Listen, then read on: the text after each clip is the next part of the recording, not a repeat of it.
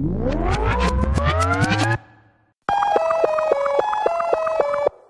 of just how spread out it was. And then for this next one, it was like, I'm going to do something else. I got to do something in this last level, E1M7, because 8 was not supposed to be. I didn't want 8 to be a big, huge level. It was supposed to be kind of like, okay, you're done. You just went through like a really hardcore gauntlet. Yep. Which is funny because map 3 in Doom 2 is called Gauntlet. Yep. The Gauntlet. Yeah. And I asked Sandy. No. I said to Sandy Peterson, I was like, dude, is that supposed to be Gauntlet? And he's like, yeah. I'm like, but it doesn't have a U in it. And he's like, this is an older version of that word. I'm like, really? It's a real word? Keep it in there then. I love like if people can like learn something from the game. Because like, I learned something, keep it in. Okay, wow, all right. So it's like, yeah, it's the Gauntlet. So if you look it up in the dictionary, you'll see it's an actual word. Nice. It's just the older form of that word. I love it. That guy's already getting torn apart. Yeah. Come on over. Oh, it hurts.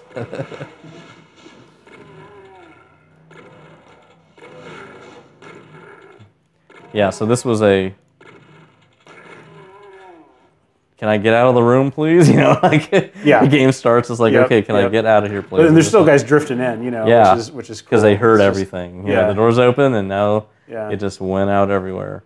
So this was like, okay, which room do I want to go? Now there's a choice there, and over here. And then so this is pretty circular, going around this way. Then it's like, oh my god. Yeah, this feels really complex. Yeah, like the level, the ramp is kind of reaching its full. It actually was a little bit. It was a little bit more interesting here. That wall wasn't here before. So you would be able to see that blue thing from the other room, and you would see all the way down in here. Yeah. But I had to wall it off because of just because of some audio stuff. It wasn't rendering speed, but it was, I think, an audio thing that was happening that he didn't like. And so I blocked that off right there. But then it would have been just like crazily open, Right. Yeah. I mean, really, I can see all the way up in there. Yeah. In that room. Yeah. It's pretty crazy. Yep. So this is a pretty, and this is cool because you get to see this huge channel that just kind of runs through all of this stuff here. This dude's like is he right there? Yeah, there he is, idiot. Okay. Run through all here. So this is I like the fact that they're like up there. Yeah. And there he comes. Yep. It's like, whoa, a monster can ride a platform down. Yeah. Yeah, parts of this feel like kind of a more upgraded, like expanded, scarier version of E1M2. Yeah. Yep. It's like a big hub. It's the same. It's got that little sort of go up a ways. This is like the big E1M2, like because it's the same texturing and everything. Yeah. So and it's got these tech things in it, and this is still that whole secret area of E1M2 is this. Yep. So yeah, it uses the same like theming of that level, but like it's way bigger. Yeah. So it's kind of cool because it feels familiar, I think, because of E1M2, but it's a new level and it's bigger and scarier, and little does the player know this is like the last big one in this episode. Yeah. But there's the exit. Yeah. Through hell to get there, but I can see it right there blinking, Yeah, I do love that outdoor area. And the whole other side of that building over there is full of shit. Yep. Yep. Yeah, there's a lot. I remember when I first got that Doom level editor, I tried to make something that was just in my head. Yeah. Like it was like just something that I had like in a dream. Like I wanted to make a castle on kind of like a craggy cliff, like in the middle of an ocean. And I started just scrapping it together in the editor, but I ran into the max viz planes error. Oh wow! Because like I just used.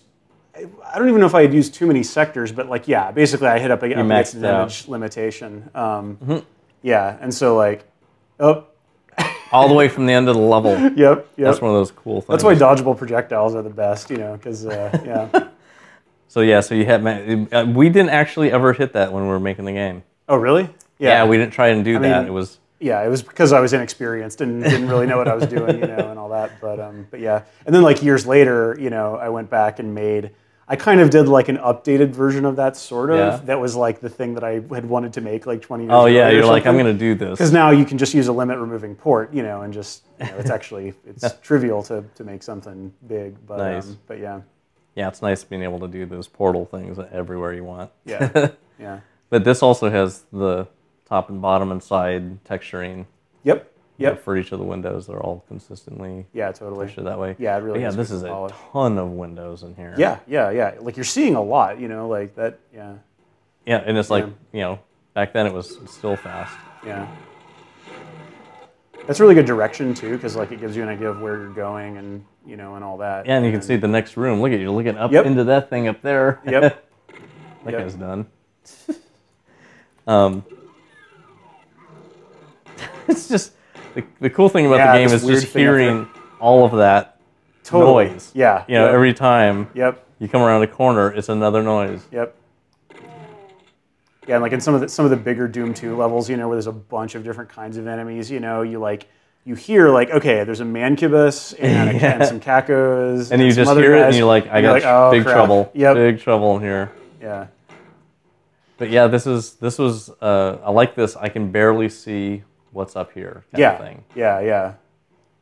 This structure is really unique and weird. Yeah, and then it's like I could go up into it. You go up into it, and then you're in this kind of maze. Yeah, that you can see out the side. Yeah. Which is kind of cool. I really like that idea of being able to see out a little bit. It wasn't just like closed up little room. Yeah.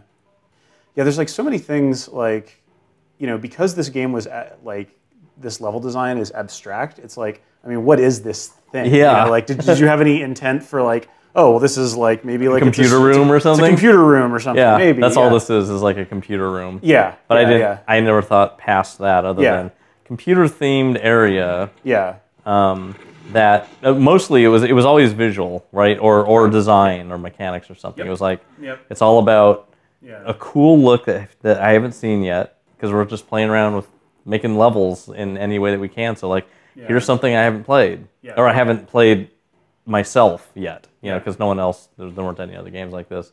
But it was like I haven't seen this design yet, so I'm gonna keep this in here. This is interesting to be able to like see through here out a window and then see outside, which I don't even know how to get out there yet, you know. So it was just still lots of experimentation. So when something like this came up, it was like I'm gonna keep using that. Or I'm gonna use it now and you know, maybe I can use it later if I remember it. But there were so many things happening, so many design things that you know there was no need to replicate something. Yeah. Well, yeah, and the tools were such that it seems like y'all could get ideas out really quickly. Yeah. You know? Like, and that's pretty key. Yeah, this engine was really like that tipping point of how fast you could make something that you thought of. You know. Yeah. Like really quickly, and it's awesome. It's automatically cool and scary, and just all the pieces in the level that are put together. You know, so like there's the way all these things work, all the switches and everything, just make it like it's easy to make. It's easy to make cool levels, and it's really just up to your own design to try and make something new that you haven't seen yet. So we were doing a lot of new things in this that made it kind of hard for people to do something that hasn't been done. Yeah. But still, people were hacking, you know, line defs and stuff to do cool stuff. Oh yeah. Like the way that the mod community that this game spawned is like another like a huge part of the legacy. Like, did you ever see UAC Dead? Yeah. Did you see that one? Yep. That was the first one I think I saw that had really cool hacking. Yeah, that was really on line defs and stuff. Yeah. So here's a didn't get it. Blue. Nice. And then the 100. And then the only way out. Now the only way back in. So this level was one where I wanted to make the player backtrack through it. So like I'm here at the beginning and I'm having to go all the way over to that room up there to get the red to come back here, and then I have to backtrack again with the blue to come back all the way over here. So this was the level design on purpose. I'm like, I'm gonna make people backtrack. Right. You know, like I haven't made people do that before. I'm going to do it like multiple times. Yep.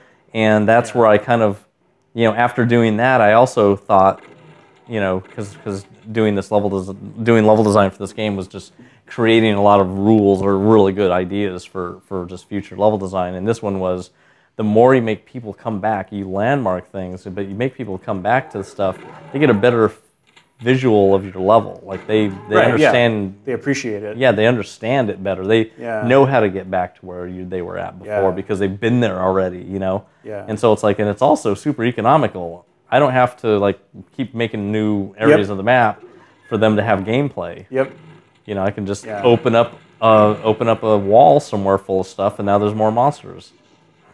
You know, we didn't have a it would have been cool to have like entities that would spawn off a trigger, you know, quietly spawn. So it's like I just got to the end of a level and all of a sudden, boop, 10 guys appear in a place you can't see, but when you get there, they're already there. Yeah. That would have been a cool thing to do. But instead, I just opened up a wall and made them come out. yeah, totally. But you know, and you figured out the way to do the teleport ambush type thing. That you know, was pretty just cool. using existing, you know, Oh yeah, that's right. And then you get to look out onto it. Yeah. That's one thing that. Sorry, go ahead. And just wipe them out. Yeah, before you even get there. Yeah, you get the. So like people do that, right? And they do, and this is. I think that this was one of the cool things when I was making this. I was like, this is cool because they think it's safe. Right. Because they've been there before. They know where that door is, and they know that like, ooh, I open up the door and the bad things happen, and they get to take care of it right now, so they feel safe. So I'm gonna screw them after they feel safe. Yep. Right. Mind games. Yeah.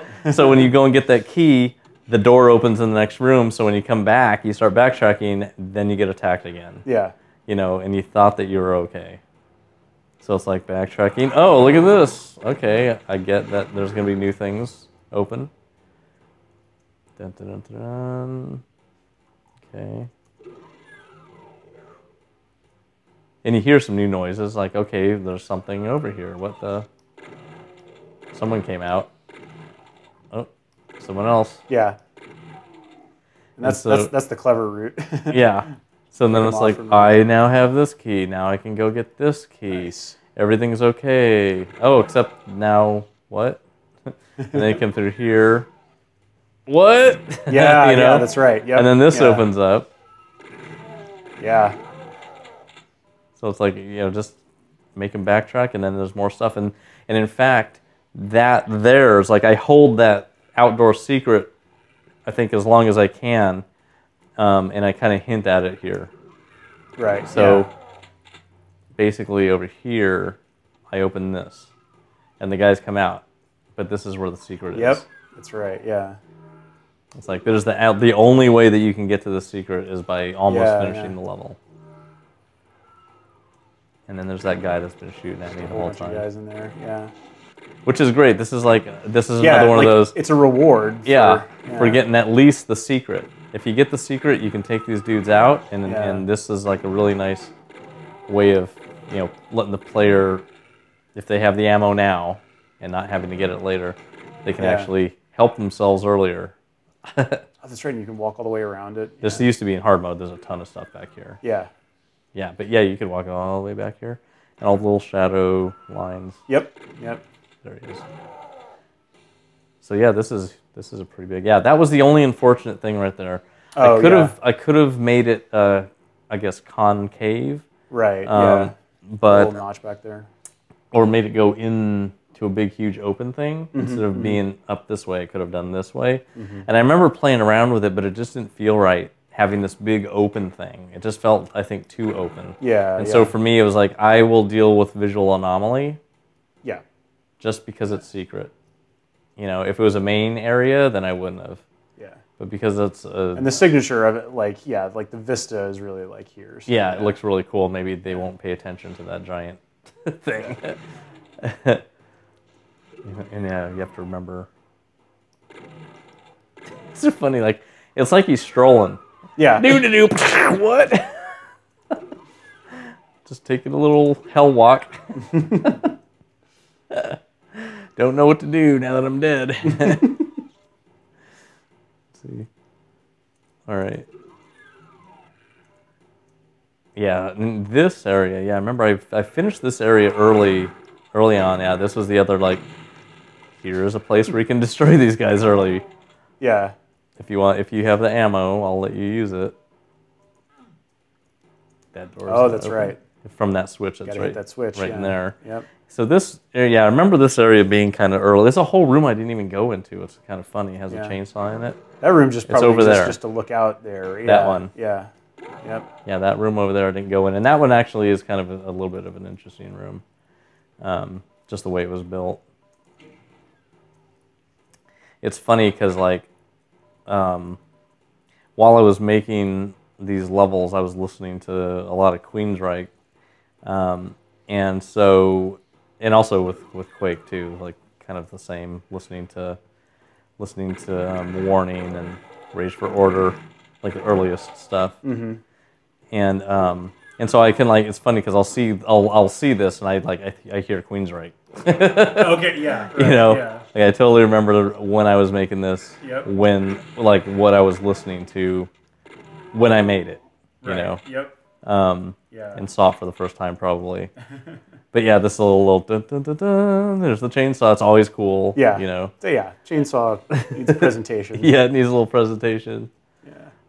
Little dark room. It's like totally optional. Yeah. And that's a totally optional weapon. Yeah. So it's and this was one of those rare, like, yeah, it's an area they don't need to go to. It makes them feel like they're exploring if they're not pushed through it all the time.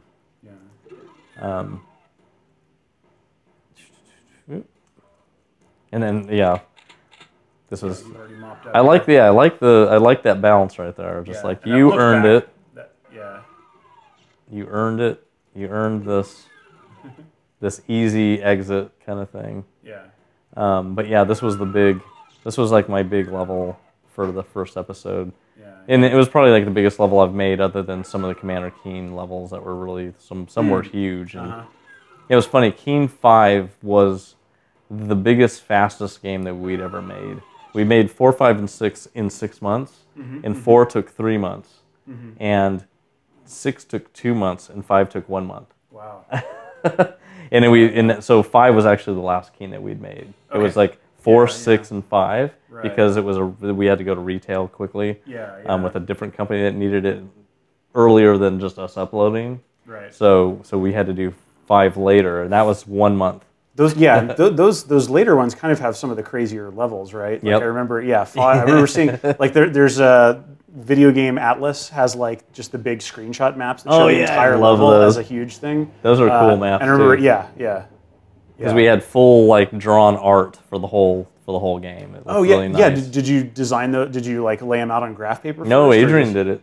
Adrian did all of it. Wow, and we all and the cool thing is, like, that was a tile-based engine, right? Yeah. Like, it's all tiles. Right. But I created an editor that let us create things that were like doorways that had empty tiles all around it. I could copy and paste the thing and not paste all the empty tiles. They were just kind of placeholders to keep the shape so it was like inside the huge palette that scrolled. Yeah. Yeah, they weren't even alpha. They didn't exist. Right, yeah. So I would copy them, and they would be like empty tiles, and I paste only the tiles that actually had information in them. Yeah, But I kept them to hold the shape inside the tile thing. That's awesome, yeah. So there's that.